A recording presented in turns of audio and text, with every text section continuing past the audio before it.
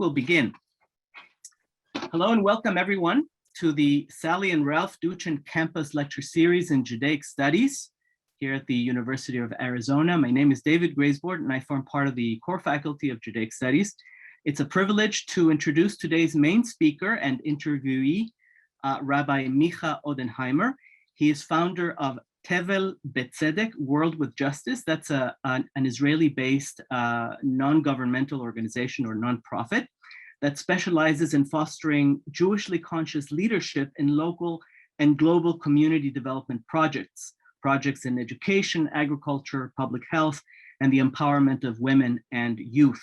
Now, normally this lecture series features experts who are based in academia, but for this session, we've invited Rabbi Odenheimer partly to show our audiences how the systematic study, the systematic exploration of the Jewish heritage can lead to and can inform constructive engagement in the world outside of academia. Now, to help us inaugurate our series and this new interview-based format that we have in mind, we are also proud to have with us Claire Nyman. She is the U of A Hillel Springboard or Social Justice Fellow. She is a recent graduate of ASU and has also participated in U of A's Arizona in Israel Summer Study Abroad program, which I have the pleasure of leading whenever we can run it. So Claire and the rabbi will be, discussing the rabbi's work and various related aspects for about 45 minutes, give or take. And then I will pose questions that you, the audience members, type into the Q&A segment of your Zoom screen. By the way, you can find the little icon for Q&A at the bottom right of your screen. So please keep the questions or comments short so we can get to as many as possible. With that said, let me just hand the baton, so to speak, to Claire and Rabbi Micha. The floor is yours. Amazing. Thank you, David. For starters, I'm so glad to be here with you today and honored to have the opportunity to ask you some questions and hopefully gaining some insight from myself, our Judaic Studies students, and anyone else watching this interview. So let's dive right in. Thanks so much. Great to be here. Awesome. Rabbi, in your opinion, why should anyone wish to do good socially within a Jewish framework of understanding and with a Jewish purpose, when in order to do good, like giving charity, for example, or striving for social betterment, one does not have to be Jewish at all? Okay, so I have a few answers to that. And in a way, I think everything we'll talk about tonight is somehow related to that question, like, why do it Jewish? So first of all, assuming one's Jewish identity means something to you, something, whether it's religious, ethnic, historical, or just some kind of inner feeling or pull that we can't even define, but somehow they are at somewhere near the center of your being, then to do anything with more parts of who you are, I think creates a synergy. So if you can bring along your Jewishness, this is my first answer, I have a few other answers, but just first of all, if you can bring along your Jewishness to what you're doing as part of yourself, your Jewishness, which means where you came from, where your ancestors came from, that's not your whole being, but if it's something for you. So I feel that gives synergy, that gives energy to what you're doing. It certainly does for me. So as long as that's that, and okay, so that's the first thing I'd want to say. The second thing is that in my, a lot of the social justice work I've done especially in the last 14, 15 years has been related to, I guess, what you'd call global poverty or the global South.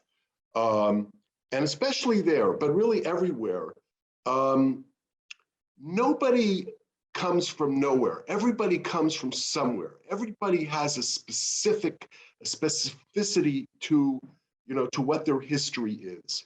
If I'm working in Nepal or in Zambia, nobody there is just a Nepali. Everyone in Nepal is either a Tamang or there's about 100 different languages there. Same thing in Zambia. you're a Tonga, or you're a, Bemba, or, and so I feel that to come there as a Jew, to come there with my identity, with my specificity, it creates more of a deep sensitivity to really where other people are coming from.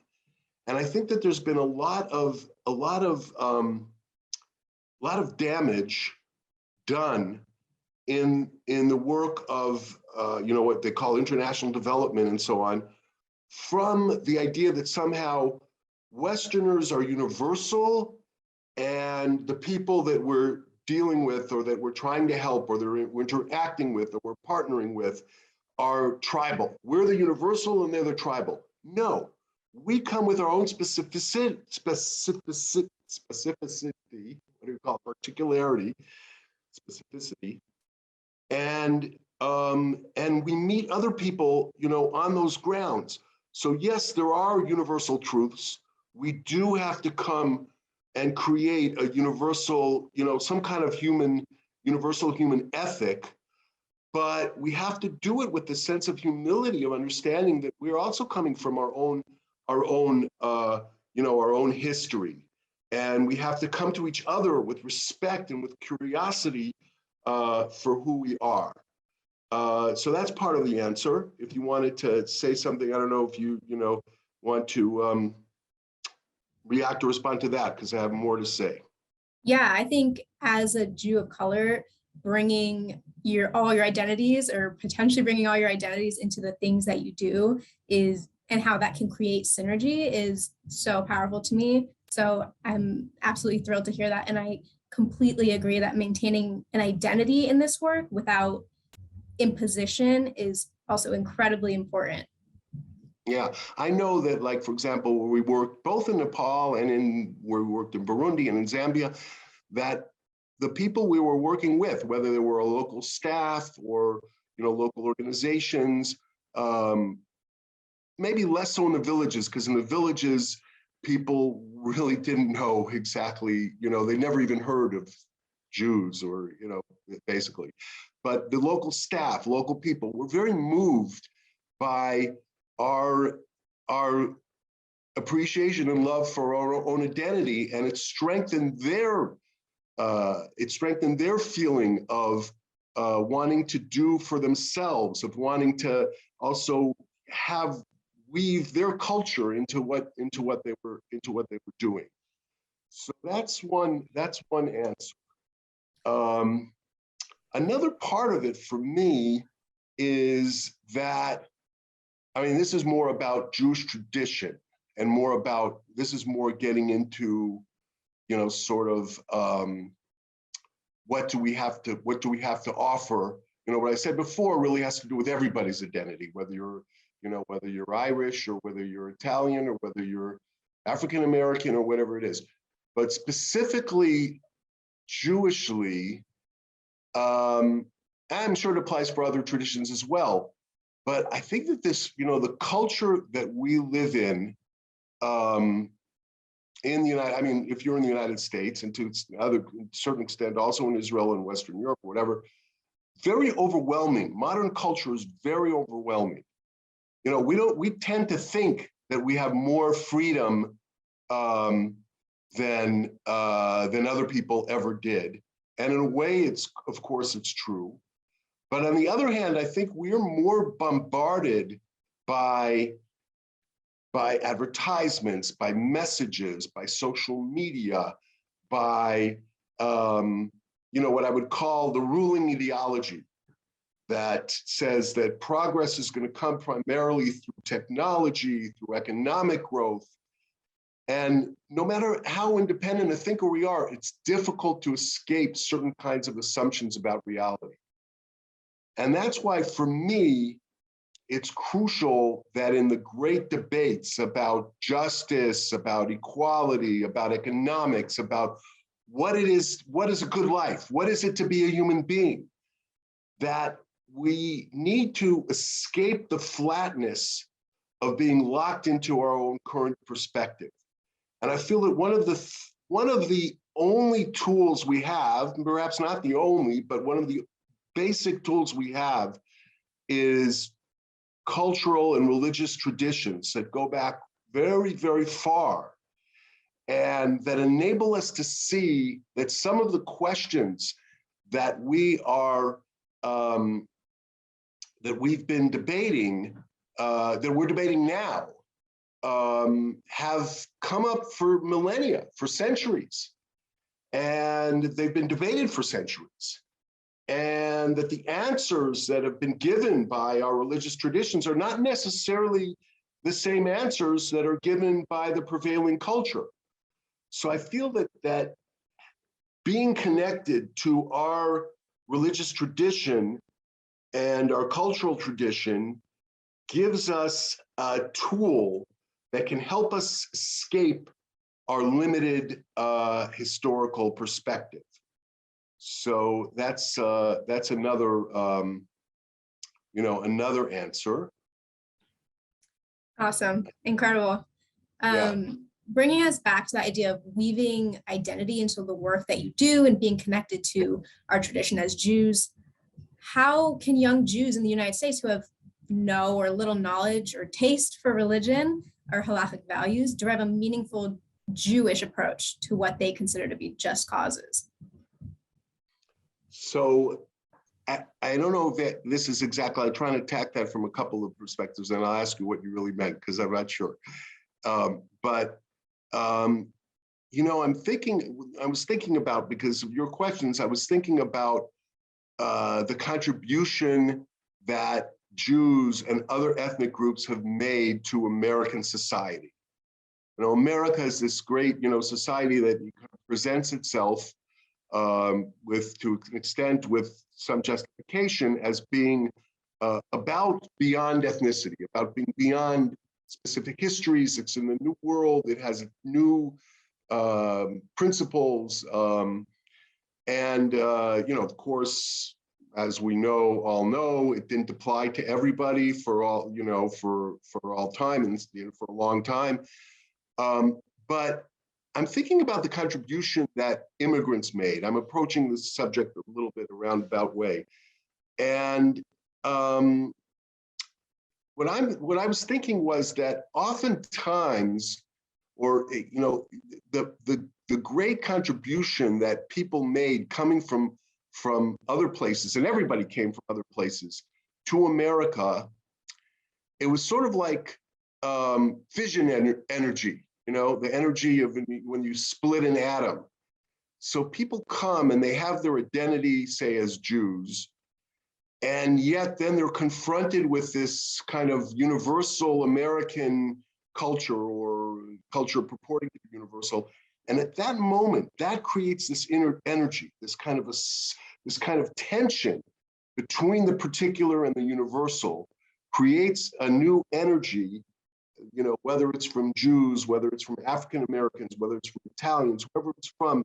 And that has tremendously enriched the United States and world culture. That generation of not only the United States, also in Western Europe, the generation of the Einsteins, all the scientists and the thinkers and the writers and so on and so forth. So now you're saying, what about assimilated American Jews? You're saying, what about American Jews who don't have somehow the richness of that culture? And you're saying, what can they do to bring, how can they bring their Jewishness into social justice work? Is that sort of what you're asking? Yeah, exactly. I wanted to move from the why do we do these things as Jews, and then the how, especially for those who don't connect religiously to Judaism. Right. So I want to go back to the how in a bit, because I didn't finish my whole how, and I think there are a couple of good things about the how. But I think the why, the why, but I think the how is simply, just like there's fission energy, there's also fusion energy. That if you bring together at the same time a movement outwards towards helping others who may be very different than you in terms of background, class, ethnicity, history. And at the same time, you're deepening your own knowledge of your identity. I think that can be a winning combination. I mean, obviously people have to be interested in it. If they don't have any interest, if they don't have any attraction to being Jewish, what can you do? What can you say? But my experience is that even the people who you think are very far away, the Jewish people, and I may apply also to other ethnicities, there's still something in them that is attracted, and and so I think that I think that kind of combination of Jewish learning and Jewish practice together with social justice work can be a winning combination. And I think one of the other things that Jews bring to the work is a consciousness of community.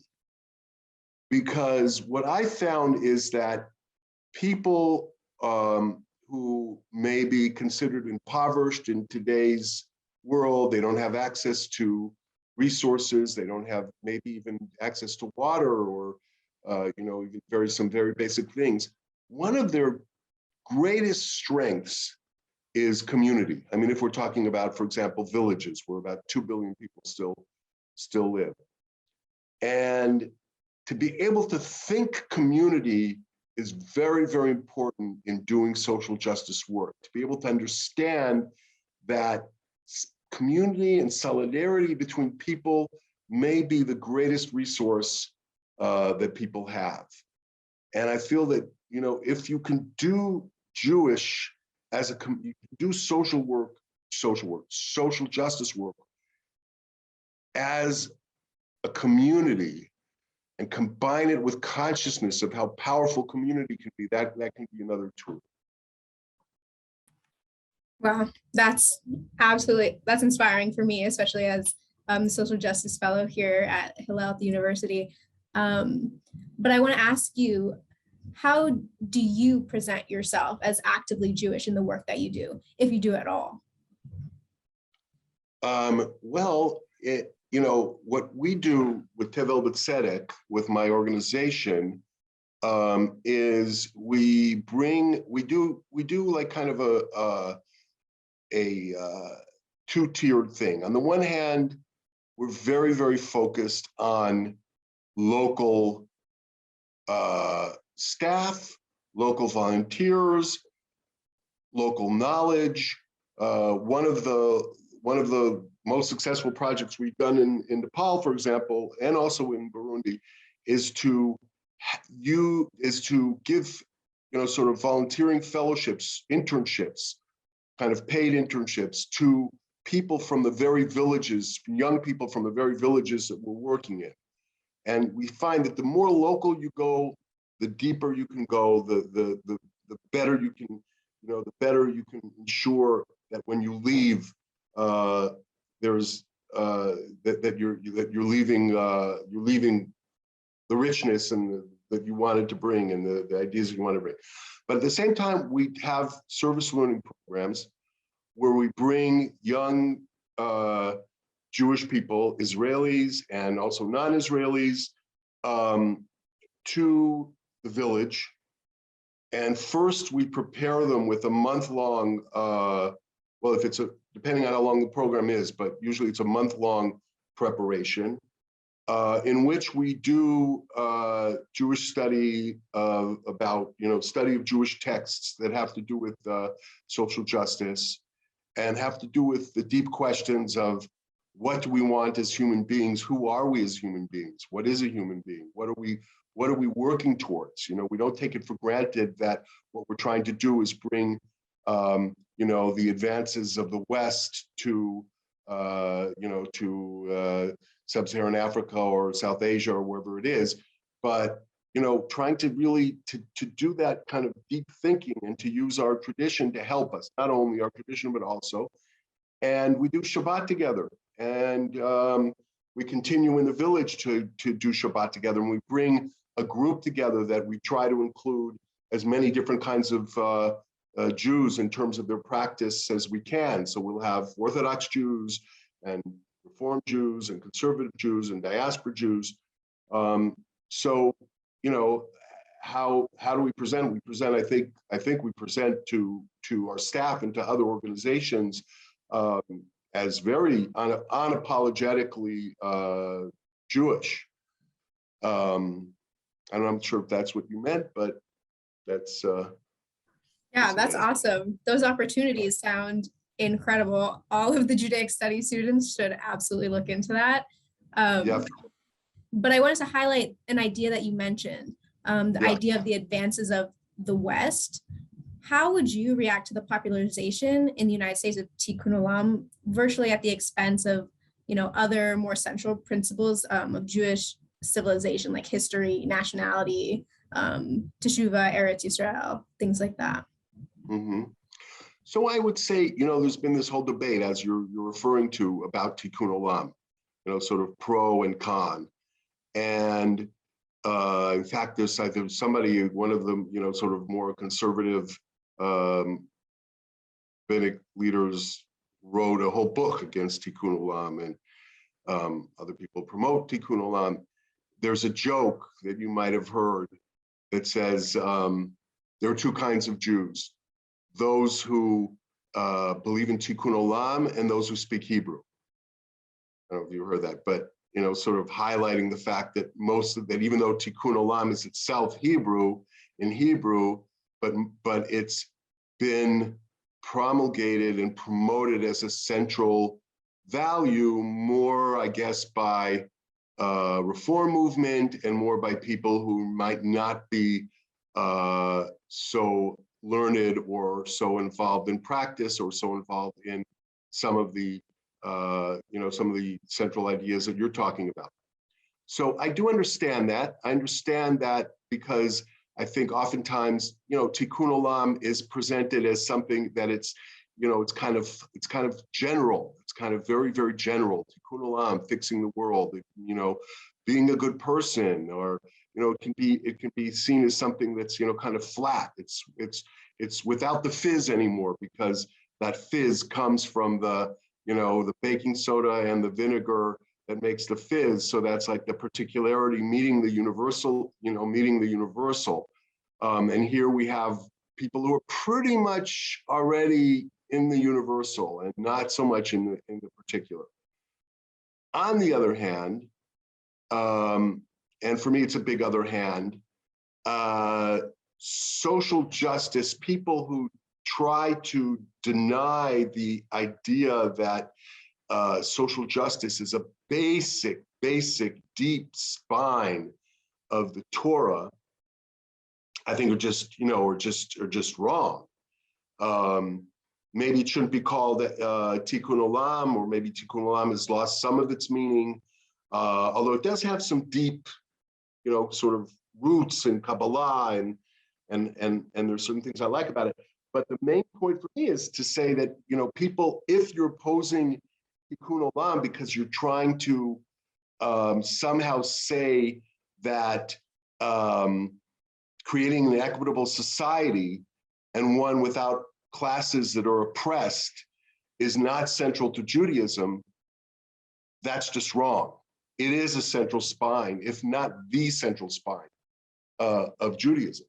So, like, as God says when he's about to reveal his plans about Sodom to Abraham, I've made myself known to him. God says, I've made myself known to Abraham in order for him to teach the coming generations tzedakah u'mishpat, compassion and justice. Or as the prophet Jeremiah says, the wise man should not glory in his wisdom, the warrior in his bravery, or the rich man in his riches. Rather, let those who wish to glory in knowing and understanding me, for I am God who acts with loving kindness, justly and righteously on earth, for these are the things I want, says God. So in other words, with me, that means that to know me is to do justice and act righteously, and with loving kindness, and with mishpat and tzedakah. So that's actually to know God.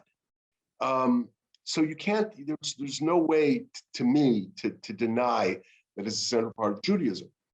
At the same time, back to the criticism of Tikkun Olam, the principles of social justice are woven into the fabric of Judaism, then they're part of a deep language that deserves to be part of the conversation about creating a better world. You can't just extract, a general Tikkun Olam, which either means something kind of loose, like doing good things, or progressive politics uncritically, taking up everything that progressive politics says exactly right now at the moment.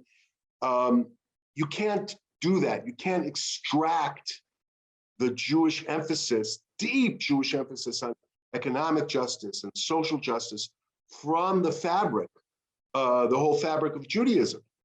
So, for example, say there's the principle of the Jubilee that basically says that we redistribute land every 50 years, and it has deep implications, not only every 50 years, but all the time, because then land, which is the main resource in an agricultural society, is becoming cheaper and cheaper every single year.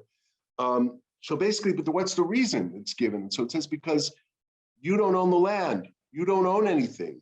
God is really the master. So then you have to get into a question, even if you're not religious, but to understand the meaning of it, you have to get into a question of what do they mean by God? What does that mean? I mean, even religiously, or interpreting it religiously, or interpreting it not religiously. And what does he want from us? And what is a human being? And the threads of the fabric of the Jewish fabric are all interconnected. So I think that sometimes the Tikkun Olam people want to, sort of extract the principle of Tikkun Olam from the deep interconnections that lead us into questioning. And I think that's also one of the main things with Judaism is the idea of chidush, of when you're learning Torah. So the one of the biggest things, one of the greatest things, is to say something new, to say something that's never been done, never been said before, to get those how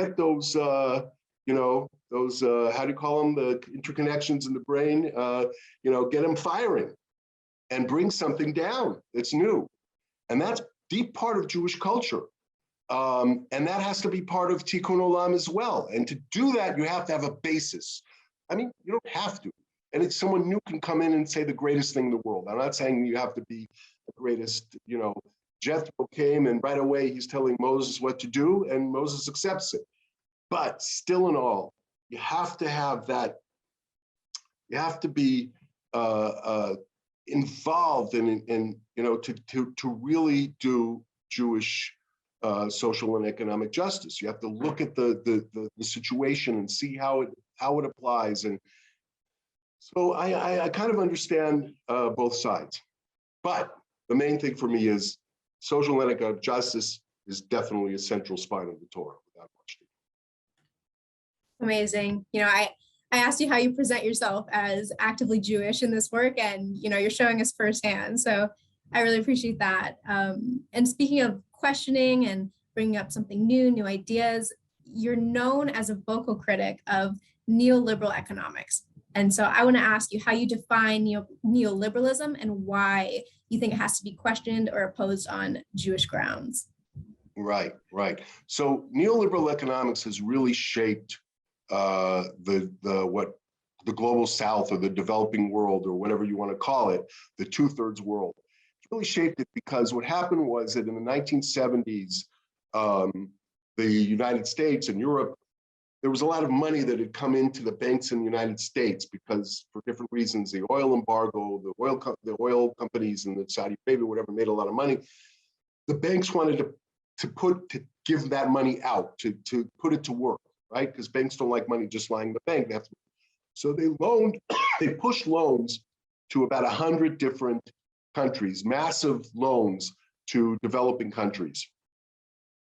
Then what happened is in 1980, the interest rates, at very low interest rates, and then in the 70s, 1980 came along and the interest rates shot up. because that was also in the interest of the United States. They wanted investment. There was a recession. They wanted money to come into the country. So interest rates shot up, and I don't know why, it seems like crazy to me, but all these loans were connected to the short-term interest rates.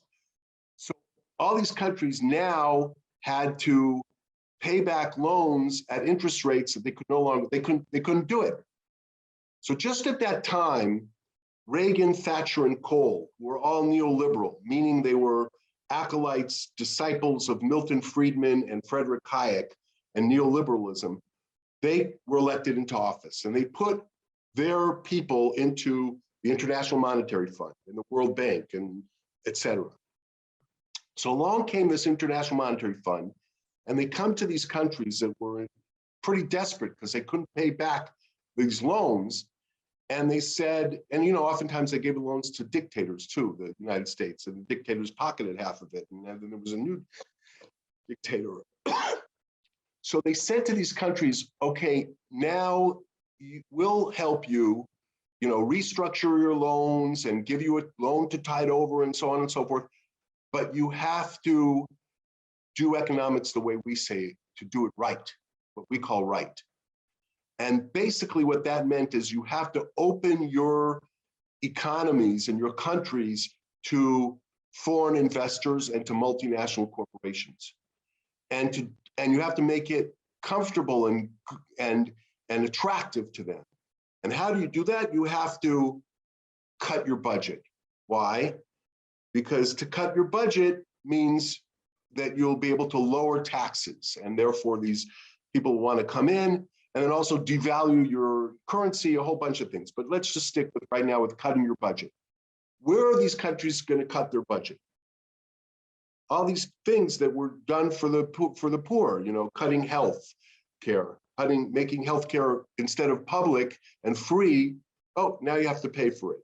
Cutting education, now you have to pay for education. Cutting what I see with small farmers, because what we really work with is small farmers, cutting the what they call agricultural extension, where the government was giving a lot of aid and a lot of knowledge, help to the small farmers, selling off any factories that might have been publicly owned. And this caused tremendous damage to people. Like, just for one example, this happened right when AIDS was starting up, in Africa. So all of a sudden, these a lot of factories that the government had promoted and were making some money from, no, you have to cut that. And people started to have to migrate for work, and this migration started to spread AIDS, and also the cutting the health, a whole lot of things. Crisis of the rural village with the lack of help in agriculture. Now, what I would like to say is, what is the Jewish critique of it? Because I think there's a very deep Jewish critique of it. And there's a lot that you can say, but I would say, first of all, two things. Number one is, okay, what is neoliberalism? So where does capitalism come from? It comes from the sort of the first Bible of capitalism is Adam Smith's The Wealth of Nations, written in 1770, published, I think, in 1776. And what Adam Smith says, although he's sometimes taken out of context, I feel a lot, but is that the main reason people do things is for selfish reasons. And selfish reasons meaning that, and therefore selfishness is what actually promotes productiveness and efficiency and innovation. And selfishness translates to accumulating money. So basically the neoliberals, this is what they say. They say everything public doesn't really work because it doesn't get your Yetzer Hara going. It doesn't get your deep selfishness going. And therefore, we shouldn't support things that are public. Everything really should be, as much as possible, should be privatized. The government should really only, work to police and military and, judges, justice, but everything else really should be privatized. And of course, this goes along with this idea that, therefore, the purpose of an economy is to constantly grow and grow and grow, and we have to find new places to grow. meaning global south, or it could mean inside our own psyche, colonize the mind through new kinds of drugs, or I don't know, a lot of different things. Now, so I think the first machlokes, the first argument with neoliberal capitalism is from Judaism is the question of what do human beings want? Like, I have no problem with the idea of selfishness. I think we are all selfish, but the question is, what do we want? And I think Judaism would say, ohev kesef lo yispa kesef. If you love money, you're never going to be satisfied with money, no matter how much you make. And who is happy is the person who's happy with his lot. And I think it would say that. And when I think of selfishness, yeah, I'm selfish, but what am I selfish for? I want meaning in my life. I want to know that I'm part of a community. I want love. I want all those things. And I think that's what people want: security. I think that's why they want money. But I think it's very, very few people who have an obsession with accumulating money. So the first question is, what are human beings and what do they want? And I think we have a deep, deep argument with capitalism, neoliberal capitalism, about that. And then the other thing, another thing is that Judaism, the whole story of the Torah is basically about the dangers of accumulation, if you really think about it. We move out of the Garden of Eden, and we move from this kind of hunter-gatherer type of community, the way I'm interpreting Garden of Eden. All of a sudden, there's this agriculture, the staple food. By the sweat of your brow, you should eat bread. And then that eventually leads to Egypt, because one of the things with staple foods is you can store it. And then you have the whole story with Paro and Joseph, where they're storing more and more and more food, and everybody basically becomes enslaved because of the storing of the food. They all sell everything to Joseph, and they end up impoverished and slaves to Pharaoh. Now, I think that the Israelites could never become slaves to Pharaoh until Pharaoh had consolidated his power, and basically everybody was serfs in Egypt before that. That's what the Torah tells us. And then in the time of the when the Israelites are liberated, so what is the symbolic economic system in the desert is the man. What's the whole thing about the man, the manna? It cannot be stored. And I think that principle of the manna, okay, the manna stops, it's symbolic, it's magical, it's mystical. It stops when we get into the land of Israel, but the whole system of the sabbatical year and the Jubilee year, and then the forbidding of interest. I mean, the whole thing of forbidding interest is really not to create these huge gaps in society, which cannot really happen without interest. So I'd say those are two of the basic criticisms that Judaism has against neoliberal capitalism. Of course, there's lots more. Wow, that was amazing. That I was a global studies and philosophy major in college, so I love hearing this kind of stuff, and actually a Jewish studies certificate. Wow, amazing. Unlocked many memories of past studies, and I love that. Great. I know that you briefly mentioned assimilation earlier. And my question is it possible to engage in social justice work without some form of assimilation into the surrounding or even global culture? Right. So I don't believe in the purity of cultures. Cultures are always, assimilating things from other places. The Talmud's full of Greek words and Greek ideas, and the Pesach Seder is probably also a Roman, patterned after a Roman or a Greek feast. And one of my great examples of this is there's probably nothing that people associate more with the Orient and the East than that statue of Buddha, all those statues of Buddha. Turns out that his haircut, this like weird kind of thing like that, his haircut of the Buddha statues came from Greece. There was contact between India and Greece in the 2nd century BCE or the 3rd century BCE. And that haircut is actually a Western haircut. Anyway, all I'm saying is that we all learn from each other all the time.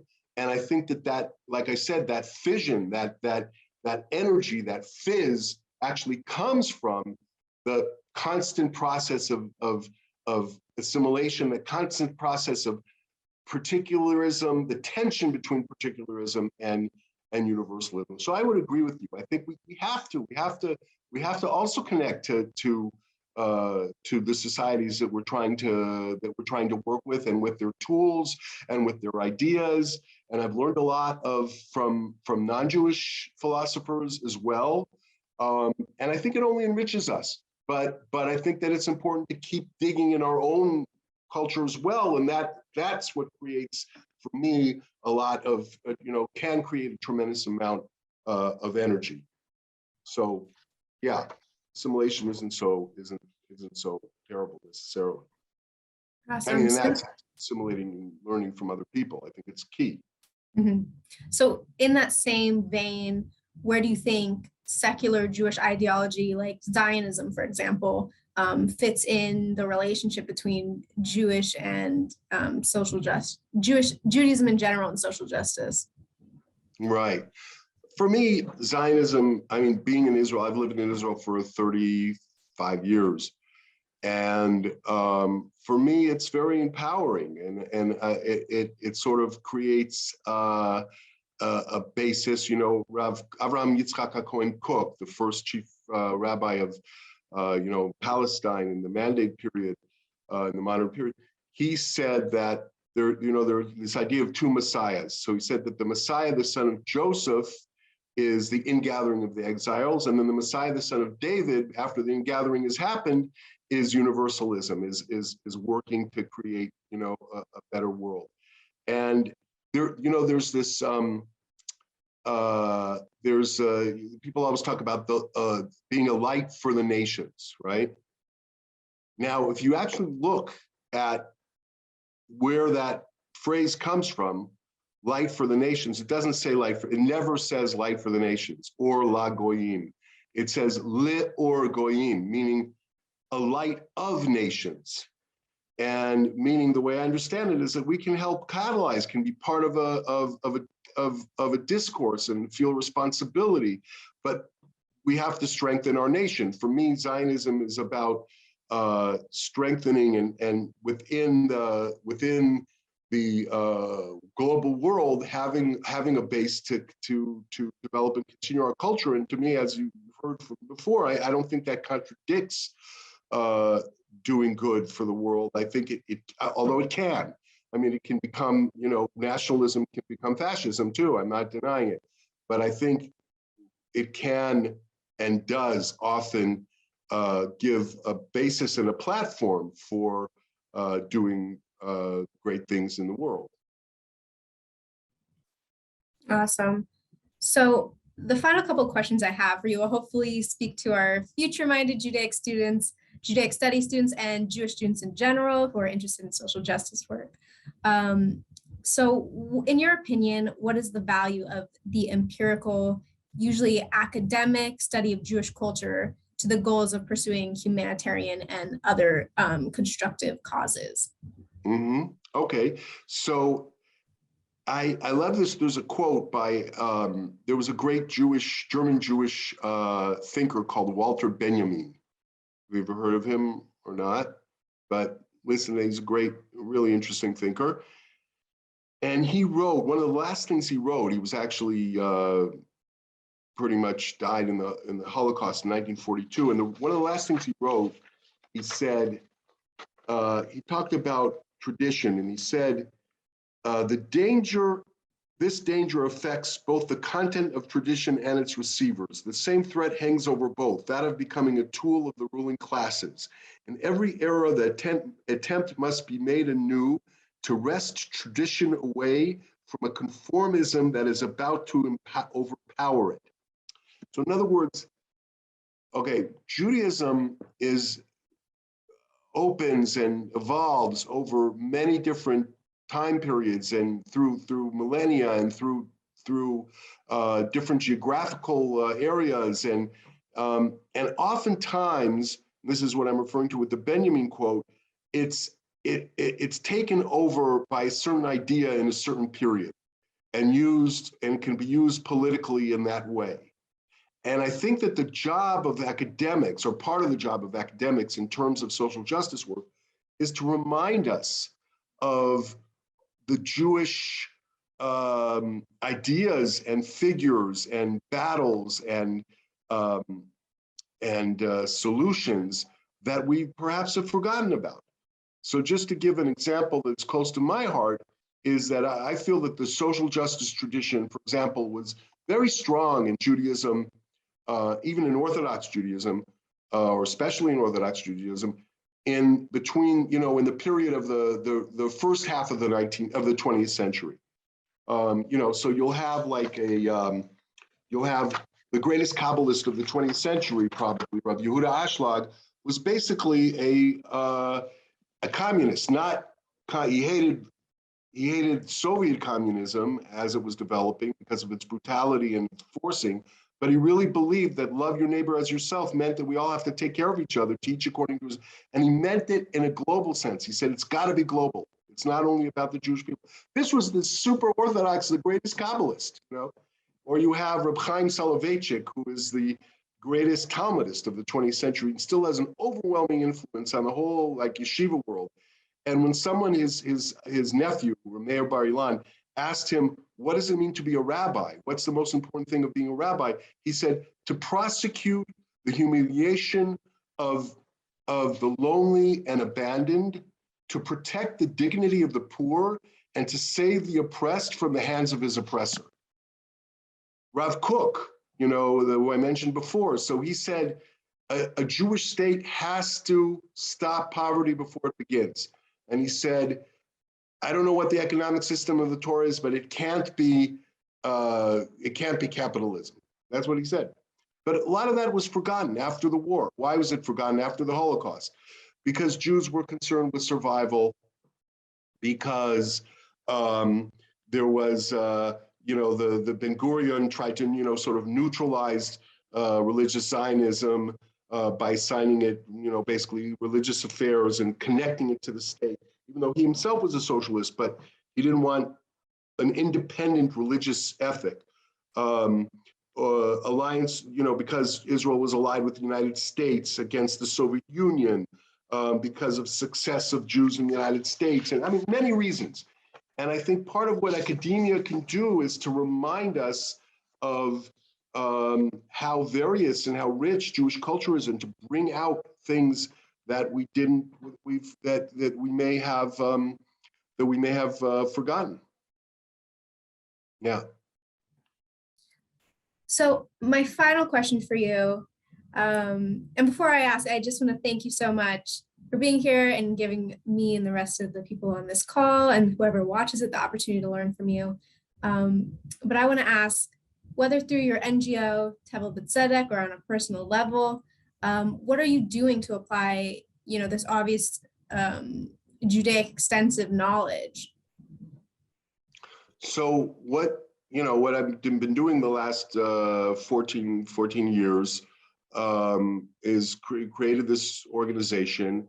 And in terms of the Jewish part of it, so we have service learning programs where people come for, now our main program is, we sort of were a bit hampered in Corona because no one could travel, but we're starting up again with 3-month programs in Zambia, where we're connected to local organizations. And our main thing is helping, so we've identified this main source of poverty, is in sub-Saharan Africa and South Asia, is that the fact that most of the population is still connected to these villages that were basically growing food for themselves. But now, because of population growth, because of environmental reasons, they're not succeeding in feeding themselves. And also because they know that there's such a thing as healthcare and education for their children, and they want it. And so they get pulled into slums, or get pulled into, sort of not good situation. So we have been able to go, what we're trying to do, and we've been successful also in some places, is to go to these villages and help them with switching into a livelihood that is based on small scale commercial farming and cooperatives and connection to market and teaching. We bring agricultural experts, but we also bring young people. And if you have I think we're going to send you the link to whoever's listening tomorrow. So there's a link for all kinds of different skills that we're looking for, and many of them are quite general. We're looking for about 20 people to come in the next in the next 6 months or so. And part of it is also that we do their deepening of Jewish learning and Jewish identity and bringing Jews together. Personally, I've also been involved with the African refugees in Israel and trying to stop their deportation, and really trying to bring Jewish voices, even from the right wing and from Orthodoxy, to stop that. I've been very involved with the Ethiopian Israelis, with the Beta Israel for a long time. Yeah, that's what I've done. That's what I do. Okay, well, time has come for the relatively open Q&A. So I want to thank you very much, Rabbi Odenheimer, and of course, thank you, Claire, for a very stimulating discussion. I learned a lot, and I can see from the comments and the questions that have come in that there's a great thirst for information about Jewish tradition and its view of justice. I'm going to read or paraphrase a couple of the comments and questions that have come in no particular order, and I'm only going to identify the questioners who are my fellow faculty members, just for the sake of ordinary viewers or other viewers' privacy. So my colleague Leonard Hammer poses the following query. The reliance on religion or tradition is many times the very reason for claims of injustice or discrimination. As such, Leonard Hammer, I'm wondering what is your take on the role of religion, here being Judaism, and its attendant principles as a way to define social justice when those very principles might conflict with a social justice agenda?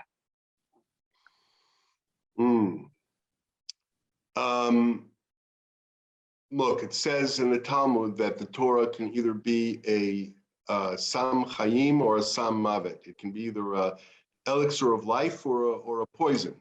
So it's, of course, obvious that everything can be twisted and, and I think it's the same with really everything. In other words, ideas of equality can be tremendously valuable, and they can also create Mao Zedong and the Cultural Revolution or Stalin. So I think that's, and that's the Walter Benjamin quote I brought. We have to fight for the melody that we hear in tradition and the inspiration that we hear, and to try to teach that, and try and realize that. I mean, you could say the same thing about economics. You could say economics, markets and economics and all those kinds of things, money, they're what makes the world go around, and they're also the root of all evil. And I think you can just as well do away with religion as you can with economics. There's a deep need for meaning and among human beings. If you think religion is powerful in the United States, go to Africa. Religion is so powerful there. Go to the Middle East. Go to India. Go to, and so you have to work with religion. There's no way around it.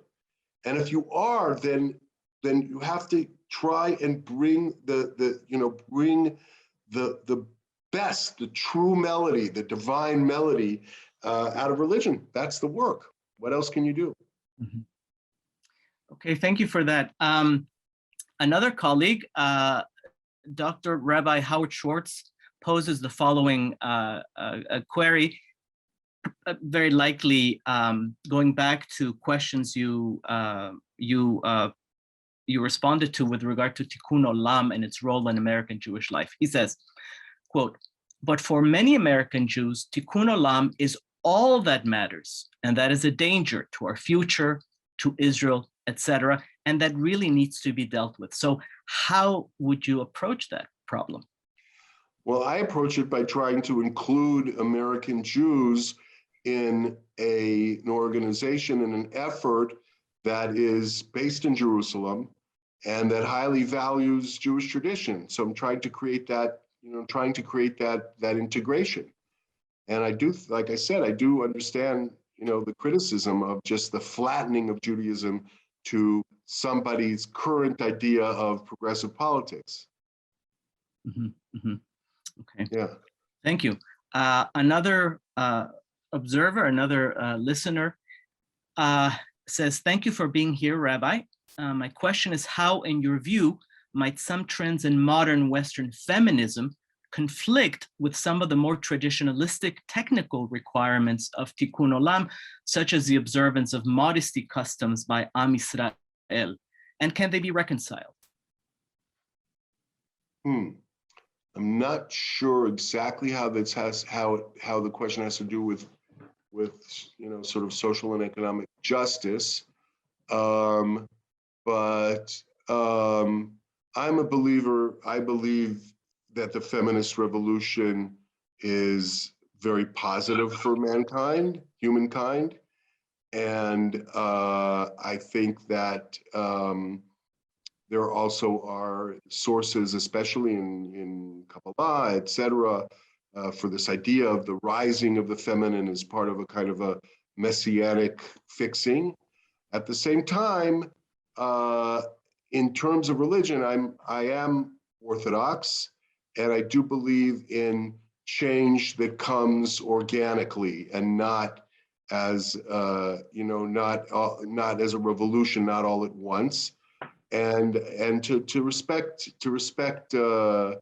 values that are embedded in tradition. So I think that that's part of the work, is to be able to really encourage the feminine voice, and at the same time to try to respect. When there's a direct conflict, then decisions have to be made. But I don't think that we have to sort of steamroll over tradition in the name of progress. Okay, thank you.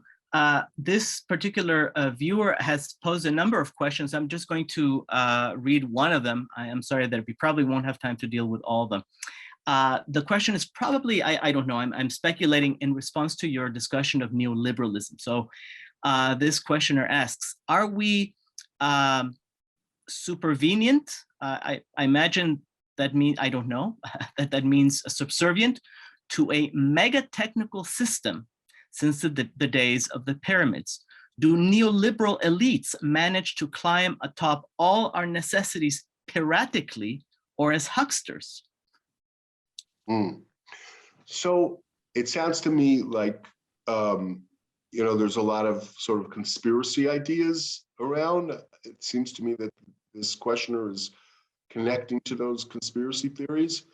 And to me, I've had a lot of direct dealings with government, especially when I was running, the advocacy for Ethiopian absorption. And I'd say that I don't think people are that smart in terms of conscious conspiracies. I think that I think that people give them a lot more credit than they do. However, I think there are conspiracies that I think the big conspiracies are right out there for us to see. They're the laws of corporations that have evolved or devolved to basically allow these huge multinationals to work wherever they want and do whatever they want, when in reality, when at first it was very strongly understood that there should be very, very strict regulations. And I think that we have to, sort of take control, retake control of, there has to be an idea of the common good within which market forces operate. I mean, markets are great. There has to be something larger values that hold them. And I think there is a lot now that's written into law that doesn't really allow that to happen. We're seeing it with climate change. I mean, we're seeing now an effort to do that. We saw it with Corona also to some extent. So I don't believe in secret conspiracies. I believe there are a lot of conspiracies that are right out there for all of us to see and are written into law. And I think we have to gain control and change those. Okay, thank you. We're coming to the end of our time, so let me just try to squeeze in one, maybe two questions. One anonymous attendee asks or suggests enlightenment improved the world, but were religious Jews left out of progress? Were religious Jews left out of progress? In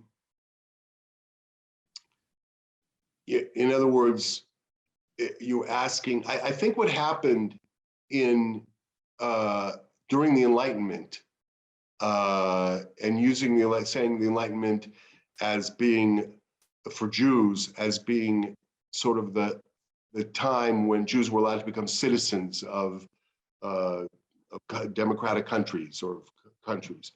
And I think what happened then was that there was it came down like a kind of a meat cleaver on the Jewish people, where some of the Jews said, this is great, let's just bring bring the basic, prophetic monotheism, ethical monotheism, and we can drop all the rest, because even though we were allowed to become citizens, it was really not cool to be openly Jewish. And then the other people said, the other half of the Jewish people said, the ghetto walls are falling, we'd better put up artificial walls to kind of save ourselves. And I think that was a modern dichotomy. And I think in this postmodern world, we have to bring those things together again. We have to realize that we can bring our universal values and our universal, or attempt to create universal values together with our particularism and with our strong identity. So I think there is, to an extent, like the Haredim, ultra-Orthodox in Israel, there's some very problematic aspects. Even if I love, there's also a juice there that I love, something that nourishes me a lot.